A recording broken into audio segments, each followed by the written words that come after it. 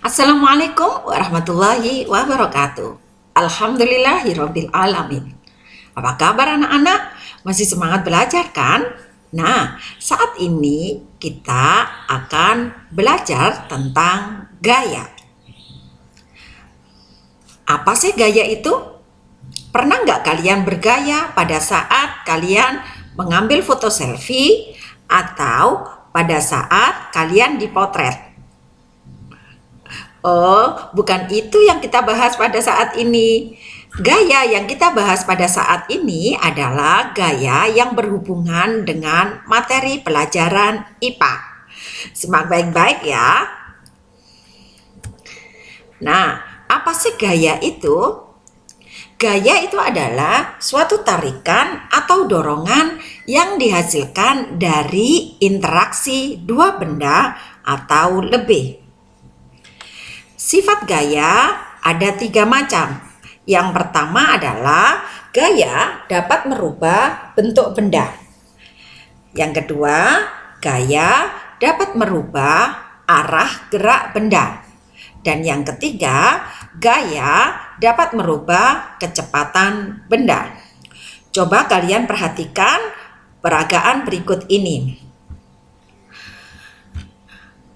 Pada saat anak ini memberikan gaya pada sebuah kertas dan sebuah botol, maka kertas dan botol ini berubah bentuk. Nah, inilah adalah sifat gaya yang dapat merubah bentuk benda. Kemudian yang kedua, pernah nggak kalian melakukan olahraga bola voli? Pada saat kalian mencoba melakukan passing, kemudian menggerakkan bola yang jatuh ke bawah dan kalian memberikan gaya ke atas, maka bola yang asalnya jatuh ke bawah mendekati kalian akan menjauhi tubuh kalian. Inilah sifat gaya yang dapat merubah arah gerak benda. Selanjutnya, yang ketiga adalah merubah kecepatan benda. Saat mengendari sebuah mobil, kemudian pedal gas diinjak lebih dalam, maka mobil akan bergerak lebih cepat. Nah, injakan kaki atau pemberian gaya pada pedal gas inilah yang menyebabkan perubahan kecepatan mobil sehingga melaju lebih cepat. Sekarang kita bahas pembagian gaya. Secara garis besar, gaya dibagi menjadi 2 macam, yaitu gaya sentuh dan gaya tak sentuh. Gaya sentuh itu adalah gaya yang dihasilkan jika dua benda bersentuhan. Sedangkan gaya tak sentuh adalah gaya yang dihasilkan tanpa benda tersebut bersentuhan. Gaya sentuh ada beberapa macam contohnya, yaitu gaya otot, gaya gesek, gaya pegas, gaya normal. Sedangkan gaya tak sentuh ada gaya gravitasi, gaya magnet, dan gaya listrik statis. Selanjutnya kita akan bahas satu persatu contoh-contoh gaya sentuh dan gaya tak sentuh. Ini adalah salah satu contoh gaya sentuh, yaitu gaya otot. Pada saat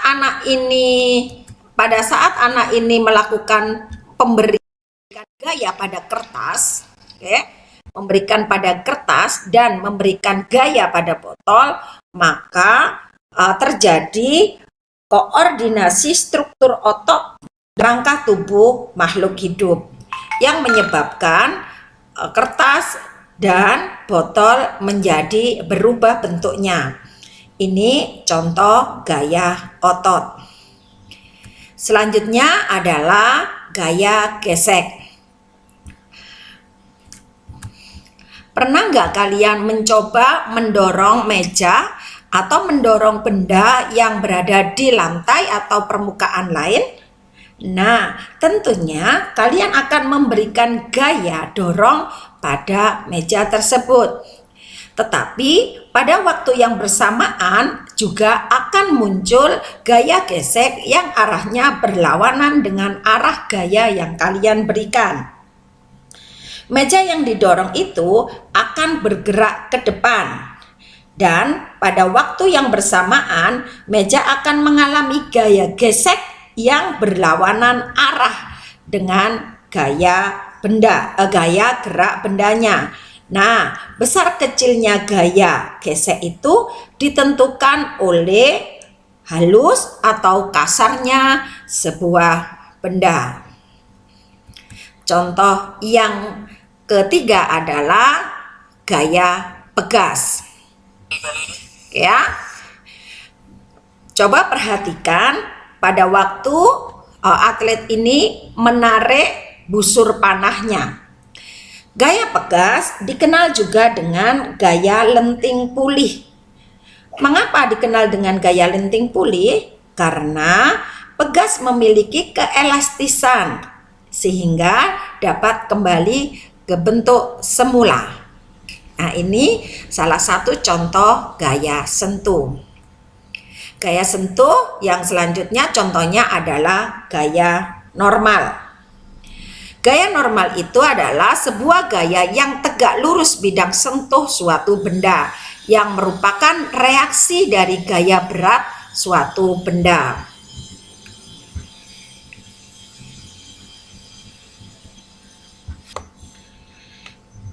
Contoh, ini adalah sebuah balok yang berada di atas sebuah papan atau meja. Maka benda yang mempunyai berat ini akan mengarah ke bawah dan akan diberikan gaya yang arahnya tegak lurus bidang sentuhnya. Ini yang dikenal dengan gaya normal. Selanjutnya kita akan belajar tentang contoh dari gaya tak sentuh. Contohnya yang pertama adalah gaya gravitasi bumi. Gaya gravitasi bumi itu adalah gaya tarik bumi terhadap seluruh benda yang bermassa yang terdapat pada permukaan bumi. Coba perhatikan video berikut ini. Pada saat anak ini melempar batu pada mangga, maka mangga yang mempunyai massa ini akan jatuh ke bawah. Jatuh mendekati permukaan bumi. Inilah yang dikenal dengan gaya gravitasi bumi. Walaupun tidak ada sentuhan, namun bumi memberikan gaya gravitasinya pada benda yang mempunyai massa. Selanjutnya, gaya tak sentuh yang kedua contohnya adalah gaya listrik statis. Gaya listrik statis ini adalah gaya yang ditimbulkan benda-benda yang bermuatan listrik. Coba kalian perhatikan percobaan berikut.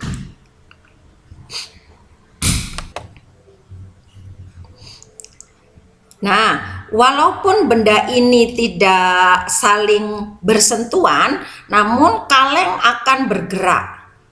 Ini merupakan gaya listrik statis. Sama halnya ini. Perhatikan. Ini adalah contoh dari gaya listrik statis. Nanti gaya listrik statis ini akan kalian pelajari lebih dalam pada materi kelas 9. Contoh gaya tak sentuh selanjutnya adalah gaya magnet. Gaya magnet ini adalah gaya yang ditimbulkan benda-benda yang bermuatan listrik. Coba perhatikan ini. Ini adalah baling-baling kipas yang didapatkan energinya dari medan magnet yang dihasilkan dari gaya magnet ini. Nah, coba perhatikan. Tembaga ini tidak bersentuhan dengan magnet kan? Tetapi mampu menggerakkan baling-baling kipas ini. Inilah contoh dari gaya magnet. Dalam mempelajari tentang gaya, kita juga perlu membahas tentang bagaimana cara menjumlahkan resultan gaya. Oke, pada suatu benda dapat diberikan satu gaya atau lebih. Contohnya pada gambar ini. Pernah nggak kalian melakukan pertandingan atau olahraga semacam ini? Biasanya ada pada 17 Agustus ya, lomba Agustusan, yaitu lomba tarik tambang. Nah, anak ini memberikan gaya yang arahnya berlawanan. Satunya ke arah kanan, satunya ke arah kiri. Nah, gaya-gaya yang bekerja pada suatu benda itu ternyata dapat dijumlahkan. Inilah yang dikenal dengan resultan gaya. Nah, sekarang bagaimana cara menjumlahkan gaya-gaya tersebut? Ada dua cara untuk menjumlahkan gaya. Yang pertama adalah dengan perhitungan, kemudian yang kedua dengan gambar. Untuk perhitungan, hal-hal yang perlu kalian pahami dan kalian lakukan adalah yang pertama, kalian harus tahu arah gaya dan nilai gayanya. Jadi kalian harus tahu arahnya kemana. Yang satu apakah searah atau berlawanan. Setelah itu kalian juga harus tahu dulu dan menjumlahkan serta mengelompokkan gaya-gaya yang sebidang terlebih dahulu. Maksudnya kalian kelompokkan misalnya yang sebidang, misalnya yang horizontal. Horizontal kalian kelompokkan dulu, kemudian yang vertikal kalian kelompokkan dulu, atau yang ke kanan kalian kelompokkan dulu, yang ke kiri kalian kelompokkan dulu. Pokoknya yang searah itu dikelompokkan dengan yang lain. Kemudian yang ketiga adalah jika diperlukan maka kalian perlu menggunakan teorema Pythagoras. Dan yang kedua yaitu dengan gambar. Kalau untuk dengan gambar ini akan lebih rumit ya. Ini akan dipelajari pada waktu nanti kalian di SMA. Sekarang kita akan belajar bagaimana menjumlahkan gaya dengan cara menghitung. Ini ada gaya semacam ini. Berapakah resultan gaya-gaya berikut? Wah, gayanya banyak ya, arahnya juga berbeda. Tenang saja, mudah ternyata menjumlahkan gaya atau gaya totalnya itu. Kita langkahnya yang pertama kita harus menentukan arah gayanya. Jadi kita kelompokkan dulu. Kalau ini ke kanan, misalnya kita membuat kesepakatan kalau kanan ini adalah yang positif gitu ya. Ini arah positif, sedangkan yang kiri ini negatif. Jadi kalau semacam ini misalnya ini benda X gitu ya. Maka bagaimana sigma F-nya? Sigma F-nya berarti 40 ditambah yang searah 15, kemudian dikurangi 80 karena arahnya berlawanan ya ke kiri. Jadi 40 ditambah 15 adalah 55 minus 80. Berarti total gayanya adalah minus 25 Newton. Apa artinya? Artinya gaya yang diberikan ini adalah 25 Newton ke arah kiri. Jadi gayanya tetap 25 Newton tapi arahnya adalah ke kiri. Sekarang kalau contohnya semacam ini. Oke, nah kalau bendanya gak pada ini dianggap misalnya benda Y ya. Nah benda Y ternyata gayanya ada yang ke atas dan ke bawah.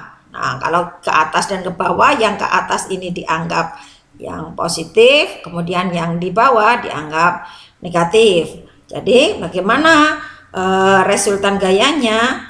Kita kelompokkan sigma F sama dengan yang ke atas dijumlahkan dulu 10 plus 30 dikurangi 15 berarti 40 dikurangi 15 Berarti total seluruhnya gayanya adalah 25 Newton.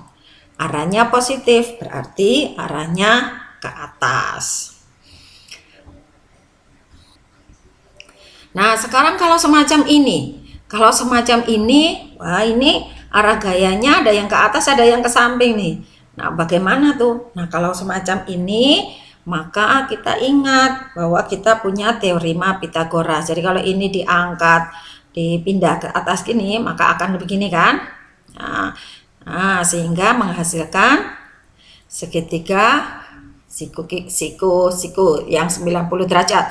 Kalau semacam ini, maka ingat kita punya teorema Pitagoras. Berarti sigma F sama dengan akar, sigma FY, yang FY kuadrat yang ke atas ditambah dengan sigma Fx kuadrat. Sekarang yang ke atas yang sumbu Y berapa? 4 Newton, berarti 4 kuadrat. Yang sumbu X 3 kuadrat. Berarti akar 16 ditambah 9. Berarti akar 25. Akar 25 adalah 5 Newton. Mudah kan? Jadi begitulah cara menyumblahkan gaya dengan menghitung. Nah, demikian anak-anak. Kita sudah belajar tentang gaya dan kita juga belajar tentang resultan gaya. Nah, untuk memahami materi selanjutnya, pastikan kalian melihat video pembelajaran berikutnya tentang hukum Newton. Hukum Newton, link videonya akan Bu Alia taruh di deskripsi box. Selamat belajar, tetap semangat. Dan assalamualaikum warahmatullahi wabarakatuh.